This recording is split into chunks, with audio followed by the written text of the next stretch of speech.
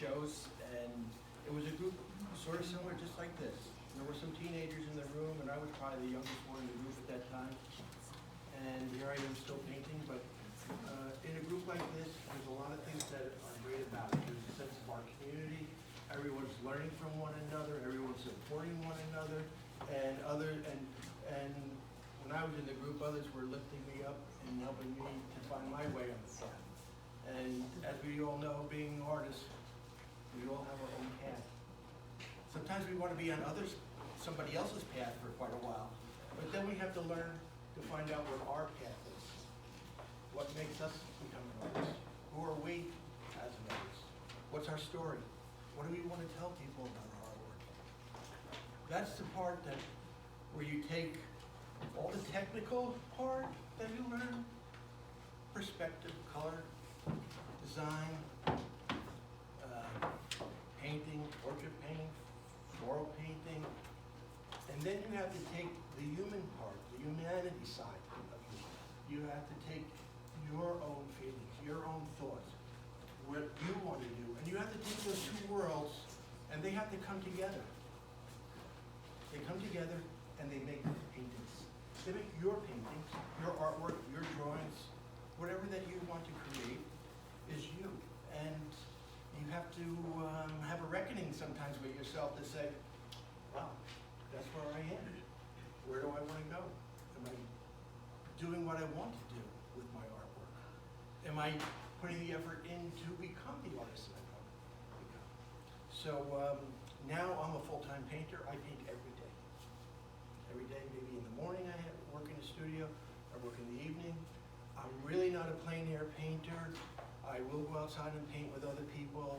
I'll do all that, but I always say to people, bring all the light, bring all the energy, bring all the thoughts, all the feelings that you have, and bring it into the studio and recreate that while you're doing your painting. So how do we find ideas, what we want to do for our painting? We all have our own story that we want to create. And that just takes time. Your inner voice. Does everybody have an inner voice? I imagine so. Everyone has their inner voice. And that's the challenge, to find the inner voice, to be unique and find your own way to the art. If I had to do it all over again, I would do it. I wouldn't even think twice about it. And this woman that's painting till she's 90, I hope I'm painting till I'm 100. She's 99. She's having a show. Yeah, it's very good, yeah. Some people say, how long does it take to become an artist? Some people say, oh, my daughter or my son, oh, they paint, they beautiful flowers, they draw, they're cute. But how long does it take to become an artist? It takes a lifetime to become an artist. A whole lifetime. It never stops. I'm sitting in the chair, I'm at nighttime, I'm sleeping, I'm already thinking about what I'm going to create tomorrow when I get in front of that canvas. And I paint the picture in my mind, and when I get in front of the canvas, it automatically happens. It just automatically happens because the internal and the external work together, and that force or that energy you put into your work comes onto the canvas. Does everyone come out great? Not always. Some of them just take over you, and you're going, wow, who painted that picture? It wasn't me. It's just something came over to find that inner voice and vision to create the artwork. Now, I've come up with something with acrylic paint, and I'm going to ask everybody, who likes acrylic paint? Usually when you hear people talk about acrylic paint, they go, oh, that's a craft paint. Oh, that's not professional. Oh, it's not going to last, for 100 years. It's not going to be like oil. You can't do everything in an oil like you can. You can't do watercolor. You could do a million different things with acrylic paint if you like. And I'm not trying to sell anyone on acrylic paint. I started off as a watercolorist, and I exhibited with the American Watercolor Society, New Jersey Watercolor Society. I love watercolor. It just brought me right into the world of art. But as I went on, I'm going to try these acrylic paints. I'm going to try them, okay, put them away. I came back to acrylic paint again. Too hard, too laborious. painting back to oil, and I was exhibiting oil paintings. I love painting in oil, but it was just too toxic and too dangerous for me because I was using it too much, not enough ventilation. You can never have enough ventilation with oil paint. You're getting it on your hands, you're getting penetration with that. When you open up the Gamsoil or the paint, the thinner, there's a medium bloom already of vapor, and you are become the filter. And my daughter's a scientist, she's an analytical chemist. She says, you know what, that's enough with the oil paints now. Yeah, you need to stop with that. And I switched over to acrylic, and I worked at it to find my way. I worked at it to find my way because now I'm a much more energetic painter. I'm a more confident painter. I love color. I love putting paint on. It gives me the same satisfaction of putting paint on with oil, and I put it on very directly. I would say an olive prima painter. I like to paint in one session. And when I talk about that, a famous artist comes to mind is Robert Henry. He's just like so special to me. Read Robert Henry. He will talk about the art spirit and the one-go method. Find the energy and put it on the canvas. Don't take weeks, don't take days, do it right now. So that's the way that I've gone, and I have found that the acrylic paints have been able to help me get to where I am, the immediacy. And if you see, when you get very close to the artwork, there's not a lot of detail. And now I have to wear cheaters, and I painted 20 inches from the canvas, and if I have to get any more detail than that, I said, you know what, I'm missing the big picture. I am not showing the big picture what I want to do. So if you look at my brushes, they're large for what I'm looking for. And something that I've come across in coming back to acrylics is that I have pre-mixed paint. All my paint is pre-mixed. I go to the paint store. See these canisters? These are from Sherwin-Williams. I settled in on Sherwin-Williams after a while. And people go, wow, paint store using Sherwin-Williams paint? It's acrylic paint just like it is at the art store. It's just thinned out a little bit more. They use the same formulation, the same kind of dye, same kind of plastic. These are a little bit more pasty. I like these. And when I select color, most people see my paintings, there's a burst of color in it somewhere. There's a burst of light. There's a burst of energy in it. And I use all the colors, but I do, when I use acrylic paints, when I buy, these are talons. These are for the most intense colors. But anytime that you take a color and you add something to it, you diminish the color value, the chroma, and you change the color. So I like to save my bursts of color. I almost like to put the color on almost right out of the tube, full blast.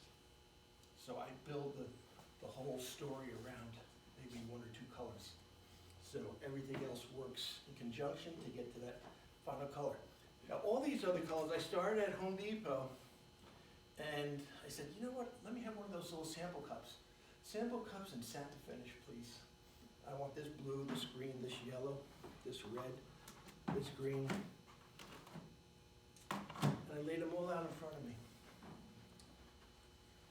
Now when you work with your painting, how do you do it? You get each tube, you squeeze it out, you put it in a little tray, you put it in a little container. Then you mix each color, you're mixing back and forth, you look, and next thing you know it's dry. Let's do it again. Mix, it's dry. I can't get the same color again. I have quarts of paint. I have pints of paint. And anytime that I decide that I want to go into the studio, which is in the morning or in the evening, I take the tops off the paint and they're all ready to go. All the colors are there, ready to start painting. I'm gonna get this. You said satin finish. Satin finish. They make an eggshell and they make a satin finish. Satin finish has the most sheen when it dries. Another surface that I like to work on a lot is MDF board. You can get that at Home Depot. Or, there's the other dark brown, I can't think about it right now, but masonite panels. and then I create my own panels on the back and I glue them on. So I might have 100 paintings down the studio that are done, and when I'm ready to go for a show, then I go into the garage and I make all the backs and I get them prepared to go to the show. So, what are some of the issues that you have with acrylic paint? Could you explain that again? These boards are single, and then what I've done, I just stack them up. And then when I'm ready to go to a show, then I build a stretcher. Just like that. And then when I'm done, That's a piece that. then I put the strip on the back, the brace on the back, and I glue it on. And then I show them in the gallery without any framing. I only paint the side in, With a cradle. and I present them that way. Artists don't need to frame their artwork. If you like to, go ahead, but most people who purchase your artwork are gonna reframe it anyway. They're gonna bring it into their home, they're gonna decide what they wanna do with it, or they'll live with it without the framing. I'm still confused. Mhm. So are you painting on paper and then you adhere the This is paper to actually- the board, or you're painting right on the masonite? Right on the masonite. Oh, you are, There it is. it Here's the sounded board. like when I'm done with Here's the the board. painting, then I Mhm. put it, okay, now it So makes see what sense. happens, I paint Okay. that, and then when I'm done, I put the backing on. I store them because I paint okay. so many that it gets kinda, I understand It's a lot. now. Okay, this is what you're, I paint on this. I was- Sometimes it's on, they have a birch panel, sometimes they have MDF board, see, sometimes it's on birch. So all of them, I prime them with Kills Primer Sealer, just like you were painting in the house or in the kitchen or whatever, to block any staining and to get good adhesion with the paint. So that's the. okay. I'm a very, I always try to go for the big picture. I try to go for color. I try to go for the feeling. And I try to go for the emotion of the moment that when I see the artwork. And those are the things that you need to bring to the process of painting. Drawing, painting, whatever. Bring that, you have to bring that. And you'll all find your own vision. I'm sure there's artists that you like or that you like to emulate or try their work, and it's a great stepping stone to learn skills, but then then you're gonna find yourself. And that's gonna be the best part about being the artist, is finding yourself.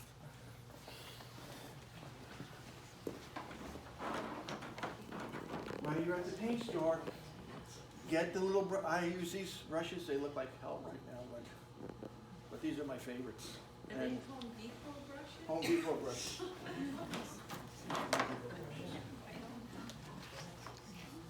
I lay the paint on. I don't, I just lay the paint on. What shape, what color, how bright, how light, how dark, one color against the other, one shape against the other, and then the picture starts to come together. These particular brushes I've had, for maybe 2 or 3 years. They were the cheapest brushes at the art store, Jerry's Artorama. They were about $2.45. And I mean, look, they've been through paintings. But I keep alcohol in a jar, and they get clean. The acrylic breaks down, and then they get washed in the water, and you're ready to go again. Does it break it down after you're straws? Right while you're painting, sometimes I keep a jar of it. Yes. To answer your question, yes, it does. That's good to know. And then while you're painting, you would just put them in there. And then the reason why I have quite a few brushes is because during the painting process, I might have a light, medium, and dark brush, and I want to come back to that brush, so I have extras just in the meantime. Another thing that I like to use are these little trays. They're probably little delicatessen tops, little palettes. I have lots of them, and when I'm done, they go in a bucket of water or whatever, and then I just pull the plastic off. I reuse it, and I can just lay them on my palette here and drop my brush on them, and it keeps the area clean. I can always come back to that area again, and I guess I'll start the painting. Yes.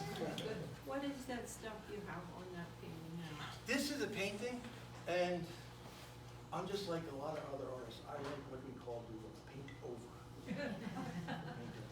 Have any ever done a paint over before? Yeah. And you know what happens with the paint over? It's better than the one that you did before. And I'm never afraid to say, you know what, those paintings, those 14 or 15, they're not going out, no one's going to see them. They might be okay. I paint over them. Because when you get to a certain point, you only want to show the work that's the very best. All the other work, you say, oh, I can show it, I can sell it, I can do this, I can do that. Because when you're showing your work, you're showing your story. You are showing yourself, and you want that to be the very best. So that's how I go about it. This painting, I looked at this one, I said, I want to do something larger because I was going to do a smaller one, but I said, maybe the room's too big and no one's going to be able to see it, so I'm going to get ready to start. Now, I need my little phone here, because